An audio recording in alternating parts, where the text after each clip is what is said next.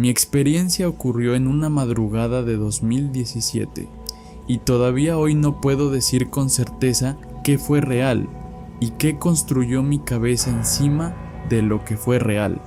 Lo que sé es que después de esa noche algo cambió en mí de manera permanente y que ciertas imágenes regresan cuando menos lo espero, especialmente cuando voy manejando solo y el tramo de calle está oscuro.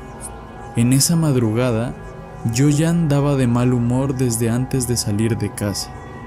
Había tenido un día largo, el tipo de día en que todo sale medio torcido desde la mañana y uno arrastra ese peso hasta la noche sin poder soltarlo.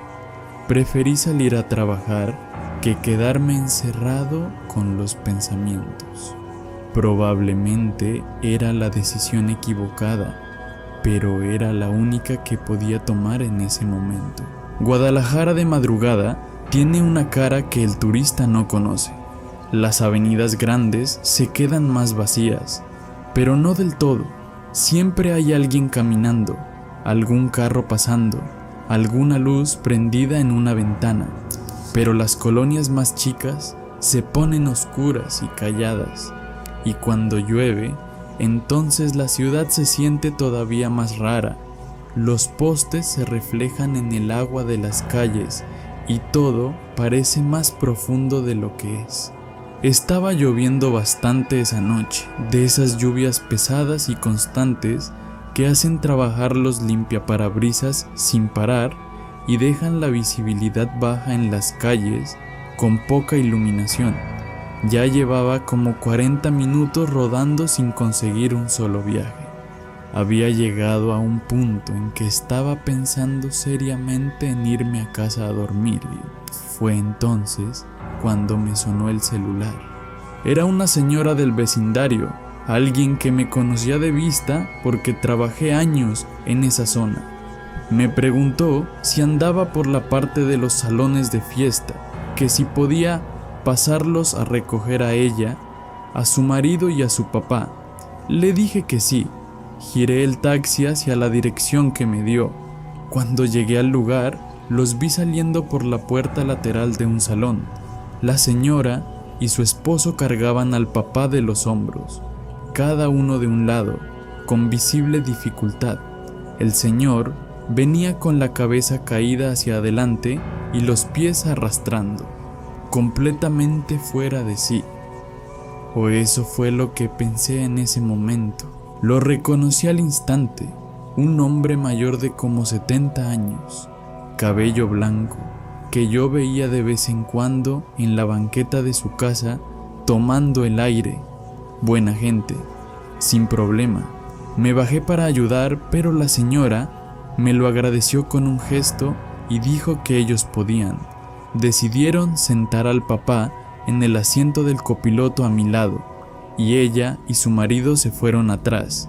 Observé al señor mientras lo acomodaban. Tenía los ojos cerrados, la cabeza inclinada hacia el lado de la ventana, los brazos caídos como si fueran de trapo.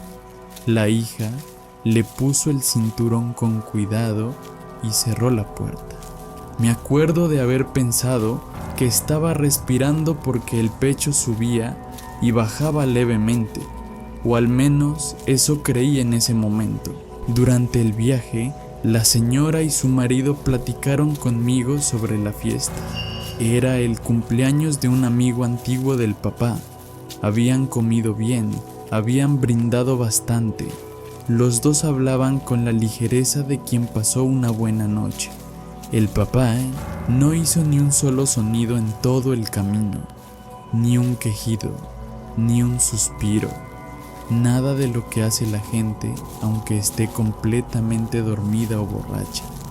Pero en ese momento lo atribuí al estado en que venía y no le di más vueltas.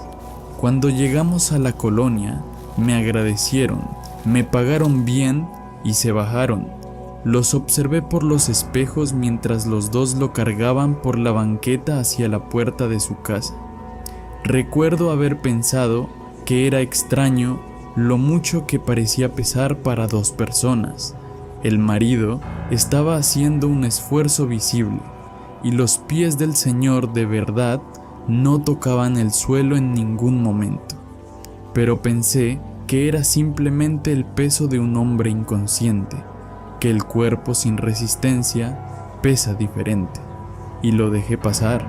Entraron, metí el taxi a mi lugar y me fui a dormir. Al día siguiente me levanté sin prisa. Pasé una tarde tranquila, y cuando el reloj marcó las 6 de la tarde, fui a la cochera a empezar el turno.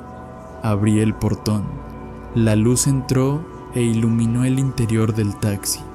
Me detuve. En el asiento del copiloto, volteado hacia mí con una expresión tranquila y una ligera sonrisa, estaba el señor de la noche anterior. Retrocedí 2 pasos sin querer. El corazón se me disparó de una forma que no esperaba. Ese susto que sube por la espalda antes de que la cabeza pueda procesar nada. Me quedé parado unos segundos mirándolo, mirando su sonrisa, mirando sus ojos abiertos que me veían fijamente. Traía puesta la misma camisa de cuadros con botones que usaba la noche anterior. ¿Cómo había entrado? Yo tenía las llaves. La cochera estaba cerrada. No había otra entrada. Respiré hondo y empecé a caminar hacia el taxi despacio, tratando de convencerme de que me había confundido, que era alguna ilusión causada por la luz o el cansancio. Fui acercándome, casi riendo de nervioso. Cuando llegué a la altura de la ventana y me agaché levemente para mirar directo al asiento, ya no estaba. El asiento estaba vacío. Abrí la puerta, pasé la mano por el asiento como si necesitara confirmar con el tacto lo que los ojos ya me decían. No había nada, ni señal de nadie. Me senté en el asiento del conductor por un momento, con las manos quietas en el volante, tratando de encontrarle algún sentido a eso. Concluí que me había equivocado, que mi cabeza había proyectado la imagen del señor porque lo había llevado la noche anterior y había quedado guardado en algún rincón de la memoria. Esas cosas pasan, la mente te juega chistadas. Salí a trabajar y me forcé a no pensar más en el asunto. La noche corrió sin mayores novedades hasta como las 11. Me bajé cerca de la plaza central para tomar un café, como tenía por costumbre hacer cuando el turno llegaba a esa hora. Nos quedamos como 20 minutos platicando con otros compañeros sobre los viajes de la noche, sobre nada en especial. Cuando me despedí y volví caminando hacia el taxi que había estacionado en la orilla de la plaza, estaba a unos 10 metros de distancia cuando me paré. El señor estaba sentado en el asiento del copiloto otra vez. Esa vez había más luz alrededor. Pude verlo con claridad. El cabello blanco, la camisa de cuadros, los hombros levemente encorvados y el rostro volteado hacia mí con esa misma sonrisa tranquila de antes. No era un reflejo, no era una sombra rara, era él, sólido y nítido como cualquier persona sentada dentro de un carro. Empecé a caminar despacio hacia el taxi sin desviar la mirada, dándome un argumento lógico con cada paso. Era algún reflejo del poste en la ventana, era mi cabeza otra vez. Cuando ya casi llegaba a la banqueta, pasó un carro y bloqueó mi vista por un instante. Cuando volví a mirar, el asiento estaba vacío. Esta vez corrí, llegué al taxi, abrí todo, revisé el asiento trasero, me agaché a mirar debajo de los asientos. Nada, el carro estaba cerrado por dentro, sin señal de que hubieran forzado algo, sin nada fuera de lugar. Me senté y me quedé con las manos en el volante un buen rato antes de poder encender el motor. Hice 2 viajes largos más esa noche, manteniéndome ocupado a propósito. Y cuando ya no aguanté más, me fui a casa. Mi esposa estaba en la cocina con 2 cafés listos en la mesa, y qué es lo que hacía cuando se quedaba esperándome despierta. Pero cuando se volteó hacia mí y vi la expresión en su cara, supe que había algo más además del café. Me senté, le pregunté qué había pasado. Me dijo que la vecina había pasado al principio de la tarde con una noticia. Su papá había fallecido. Según la vecina, cuando se levantaron esa mañana, el señor estaba acostado en su cuarto sin reaccionar. Llamaron a una ambulancia.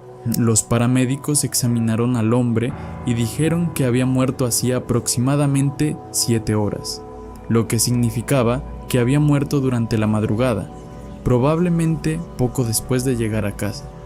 O antes. Mi esposa habló despacio, con cuidado, y agregó que la vecina había dicho algo que no sabía si debía contarme, pero que de todas formas había decidido contarme, que cuando estaban bajándose del taxi esa noche, el papá se sentía extrañamente pesado para ser un hombre vivo, que los pies de él no pisaron el suelo en ningún momento mientras lo cargaban, y que pensándolo bien ahora, él no había hecho ningún sonido, ningún quejido, ningún suspiro de los que la gente hace aunque esté completamente borracha. Me quedé en silencio por un largo rato. Fui juntando las piezas en silencio, y cada pieza que encajaba me hundía más el estómago, la cabeza caída sin resistencia, el peso en el cuerpo, la ausencia de cualquier reacción durante todo el trayecto. Y después de eso, la sonrisa en el asiento del copiloto.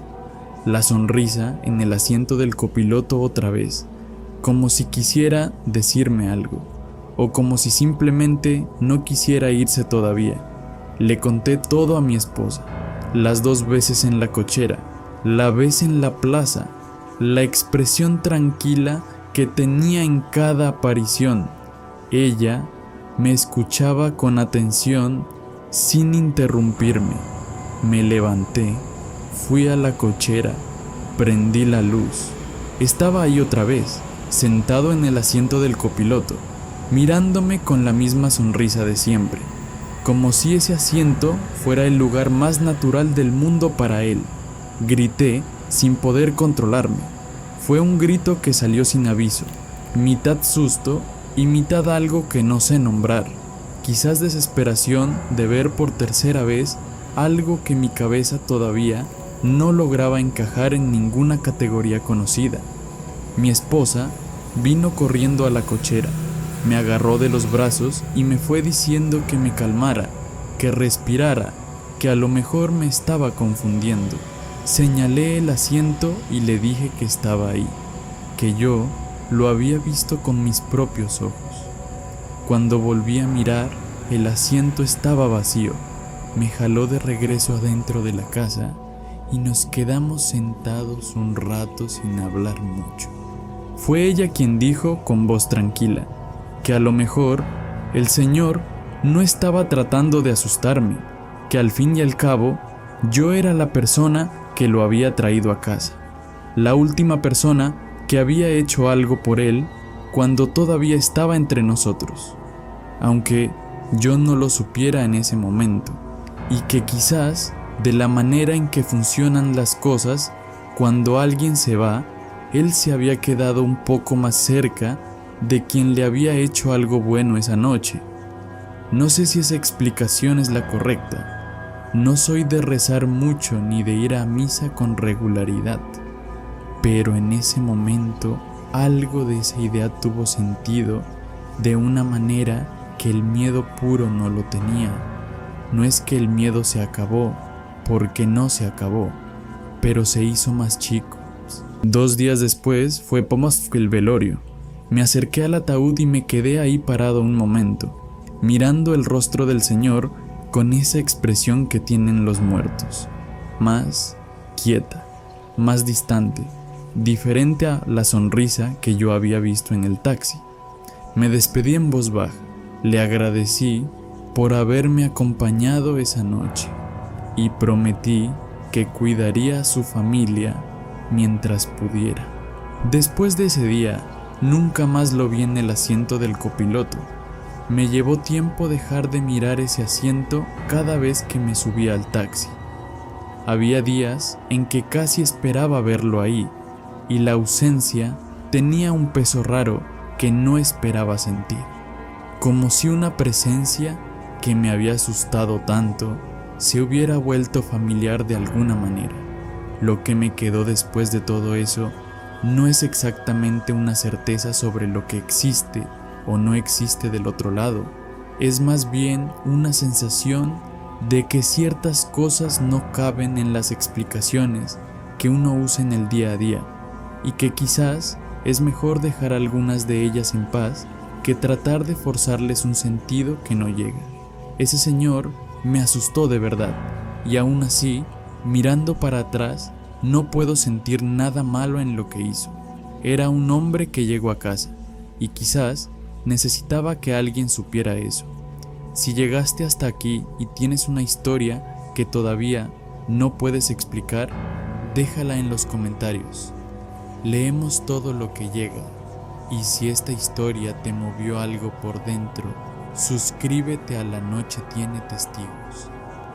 Aquí se cuentan las cosas que la luz del día prefiere ignorar.